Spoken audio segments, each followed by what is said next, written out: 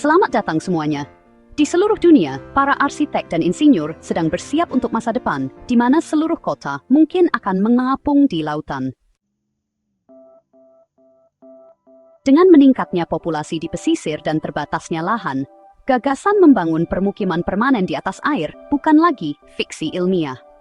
Kota-kota terapung ini bisa menawarkan cara baru untuk hidup, bekerja, dan berkembang sambil beradaptasi dengan perubahan lanskap global. Dari platform modular hingga kemandirian energi, desain perkotaan generasi berikutnya mungkin akan berlabuh di lepas pantai.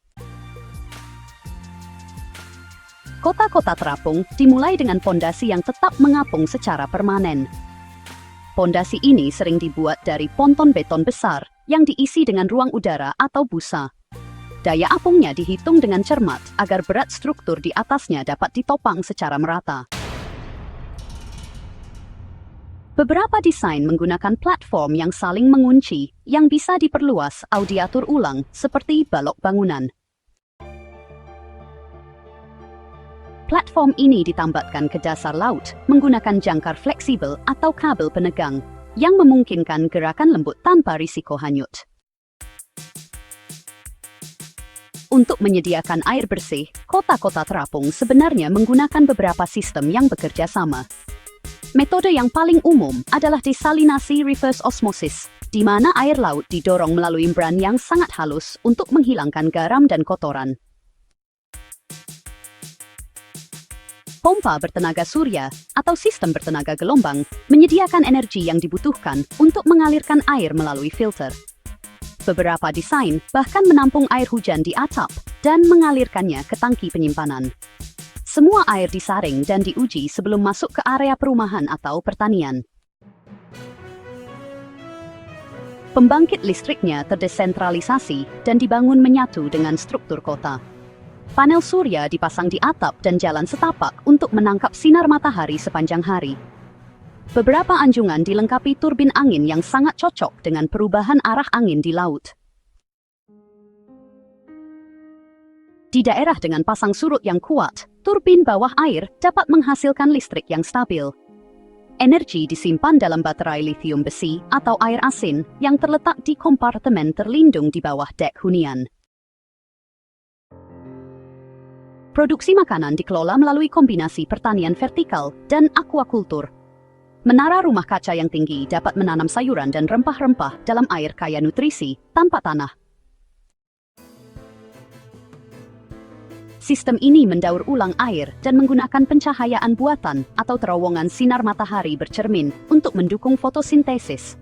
Ikan dipelihara di keramba terendam di bawah anjungan, menyediakan protein sekaligus membantu mendaur ulang nutrisi kembali ke sistem air. Limbah dari ikan digunakan untuk memupuk tanaman. Pengelolaan limbah di sini mengandalkan daur ulang canggih dan sistem pengolahan yang ringkas. Limbah organik dipisahkan dan dikirim ke biodigester yang mengubahnya menjadi gas metana dan pupuk. Limbah padat dipadatkan dan disimpan sampai diambil oleh kapal pengangkut. Air dari toilet dan wastafel melewati pengolahan biologis yang meliputi penyaringan, pemrosesan mikroba, dan pemurnian ultraviolet. Air bersih kemudian digunakan kembali untuk irigasi atau sanitasi, yang membantu mengurangi konsumsi keseluruhan. Transportasi di dalam dan antar platform apung mengandalkan kendaraan listrik dan taksi air otomatis. Jalanannya cukup sempit dan hanya terbatas untuk gerobak otonom bersama ini, sementara perahu menghubungkan zona pemukiman ke area publik. Setiap anjungan memiliki dermaga yang dibangun langsung di sana, memungkinkan kapal pengiriman kecil dan perahu pribadi untuk berlabuh dengan mudah. Untuk perjalanan yang lebih jauh, kapal antarjemput laut atau feri listrik dapat melakukan perjalanan antara kota terapung dan pelabuhan daratan, membuat perdagangan dan pengiriman pasokan menjadi cukup mudah.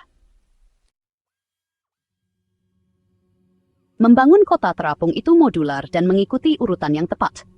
Pertama, platform inti dibangun di dok kering atau galangan kapal, lalu ditarik ke lokasi dan ditambatkan di tempatnya.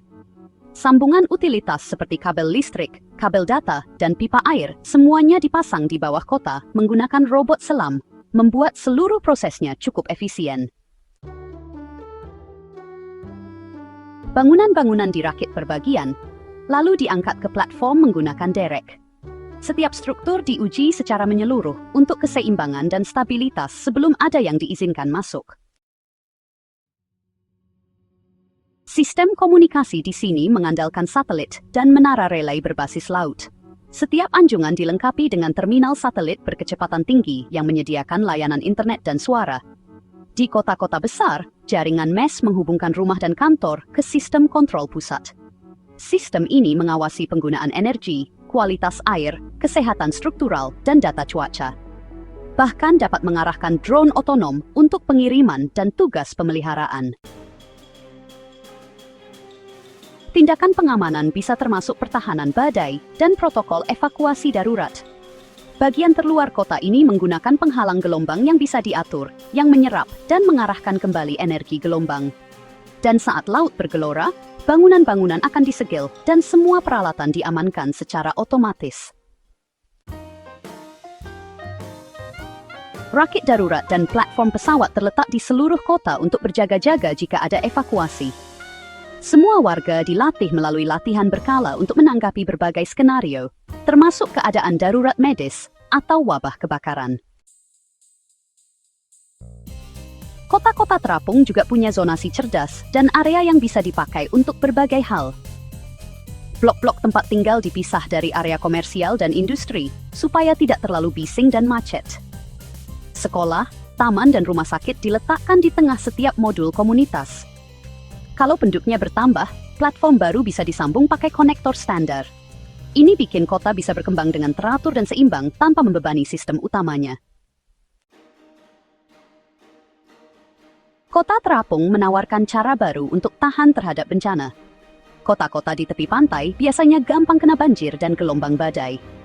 Bangunan terapung bisa naik dan turun mengikuti air, jadi risiko kerusakan besar berkurang.